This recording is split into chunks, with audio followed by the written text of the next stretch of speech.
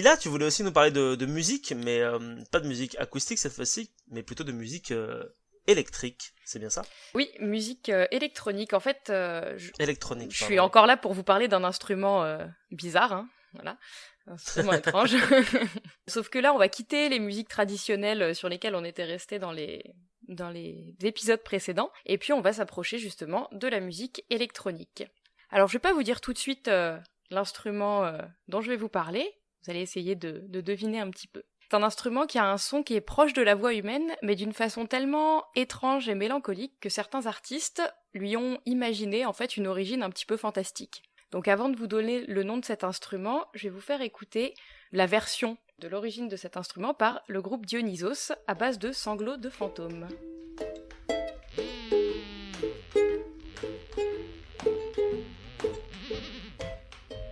Dans les années 50, je vivais sur l'île de Skye, à l'ouest de l'Écosse, à cette époque. J'ai enregistré ces grandes sessions de pluie euphorique mêlées de voix de fantômes. J'avais fabriqué un appareil avec un enregistreur en bois que j'avais baptisé Sanglophone.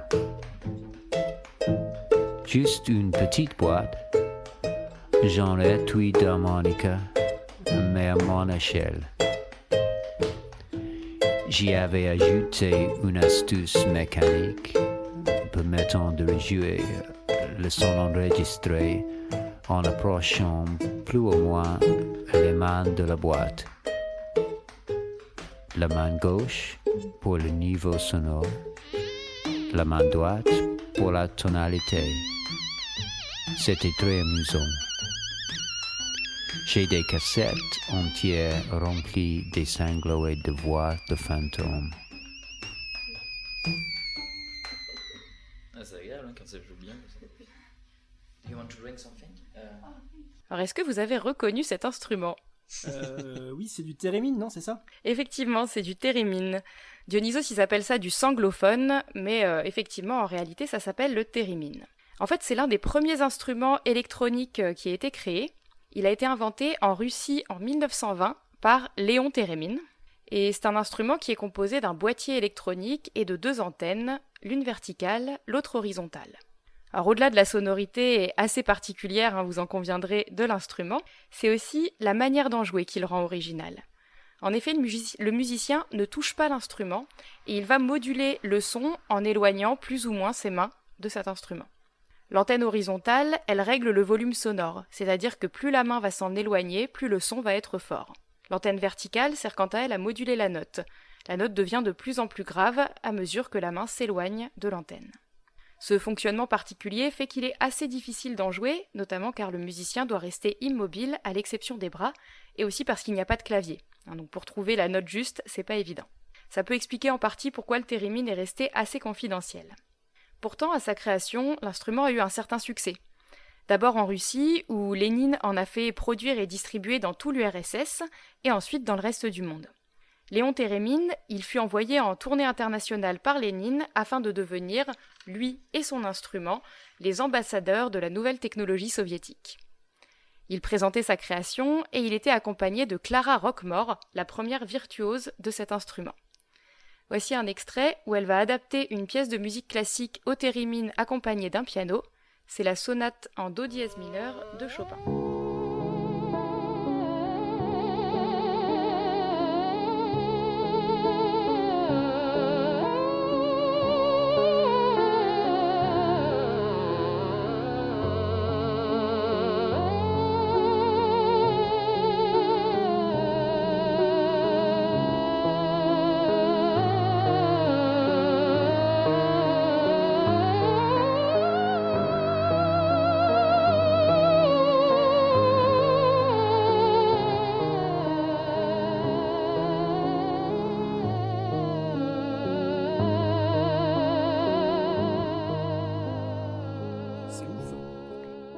Alors, le thérémine a eu du succès du coup en Europe et aux États-Unis, et on a des compositeurs contemporains qui l'ont utilisé durant le XXe siècle.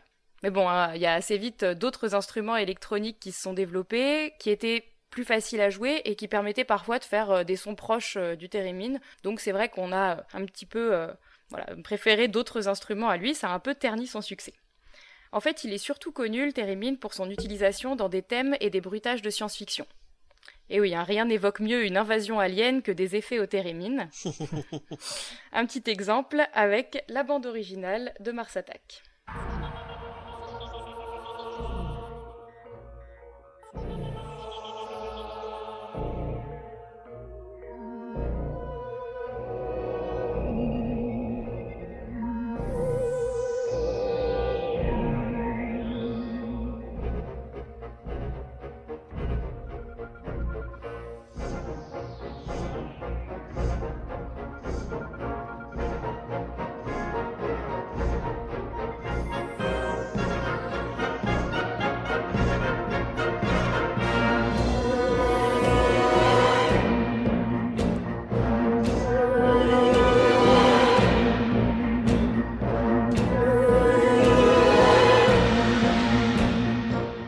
Entre l'utilisation dans des bruitages de science-fiction et la difficulté d'en jouer correctement, le theremin est souvent vu comme un instrument bizarre et un petit peu rigolo, mais pas très intéressant musicalement parlant.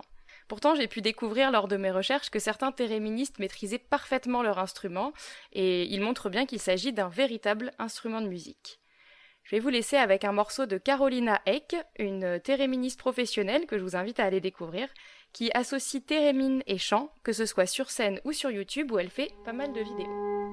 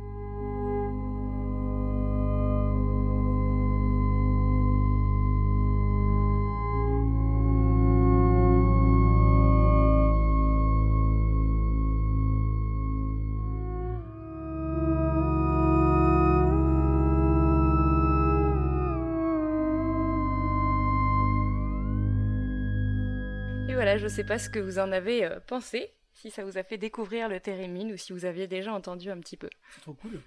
Bah moi je connaissais pas du tout le theremin comme instrument de musique, du tout. C'est vachement classe comme instrument parce que du coup j'en ai profité pour aller sur Google pendant que tu faisais ta chronique en même temps et j'ai regardé quelle gueule ça avait et ça a l'air vachement cool et vachement intéressant. Là le dernier extrait musical que t'as passé, c'est très très beau.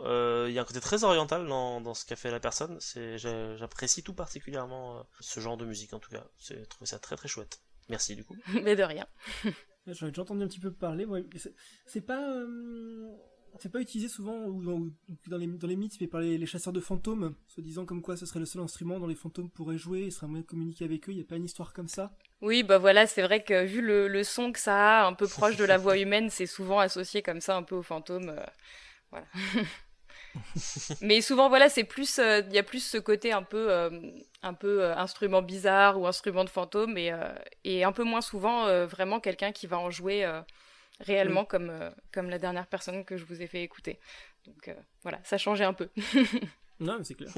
C'est cool. Moi, j'en avais entendu parler, mais pour des raisons qui sont absolument pas glorieuses, en fait. C'est évoqué dans The Big Bang Theory, en fait. À un moment, il y a un épisode où je crois Ouais, j'ai Sheldon, vu effectivement des photos de Sheldon sur Sheldon Google en qui en joue, joue, et apparemment. j'ai entendu parler de la Thérémine grâce à ça, mais en dehors du fait que j'ai plus ou moins compris que c'était utilisé dans le domaine de la SF.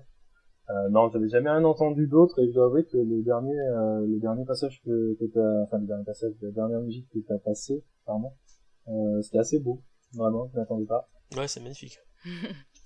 Bah, moi, c'est vrai que quand j'ai découvert cette personne, ça m'a fait un peu penser des fois aussi à ce qu'on imagine être le chant des baleines ou des choses comme ça, enfin vraiment des sons naturels assez particuliers. Il y a un côté très mystique en fait, ouais, qui se dégage Ouais. de ça, le côté ouais, ça ressemble à un chant humain, mais ça n'en est pas vraiment. C'est compréhensible que ce soit utilisé dans des domaines liés aux fantômes ou au monde des esprits, etc. Ou alors, comme tu l'as dit, lié à la science-fiction, ça fait très instrument du futur, quoi, en fait. C'est ça. Comme, Puis alors, quand on comme voit truc. comment ça se joue, c'est encore plus Mm. instrument du futur, quoi. Ouais, c'est ça, c'est clair. Parce qu'en fait, tu passes juste vraiment, en fait, tu joues juste avec la main sur rien, sur du vide, quoi, C'est en fait, ça. c'est ça. Le air theremin, c'est Ouais, du donc c'est. theremin, quoi. Ouais, c'est ça. Le air theremin, c'est theremin, mais sans Bah, c'est l'antenne. vrai que quand tu vois les C'est gens ça. en jouer, ça fait penser à un espèce de langage des signes épileptique, un petit peu bizarre. Ouais, mais du coup, j'aurais découvert encore un nouveau truc aujourd'hui. Putain, heureusement que j'ai créé ce podcast, comme Ah ça, bah en fait, super. vous me servez à me donner de la culture, c'est parfait. Si cette chronique vous a plu, n'hésitez pas à aller écouter l'épisode dans son entièreté sur toutes les plateformes de podcast existantes. Le lien est dans la description. N'hésitez pas aussi à mettre un petit pouce bleu et à vous abonner à la chaîne pour ne rien louper. Vous pouvez aussi vous abonner sur notre petit Facebook pour pouvoir nous suivre. Puis bah, si le cœur vous en dit, n'hésitez pas à vous balader un petit peu partout sur la chaîne parce que figurez-vous que vous y trouverez des tas de choses diverses et variées. Puisque vous l'avez compris, ici en fait, bah, on parle de tout, mais on parle surtout de rien.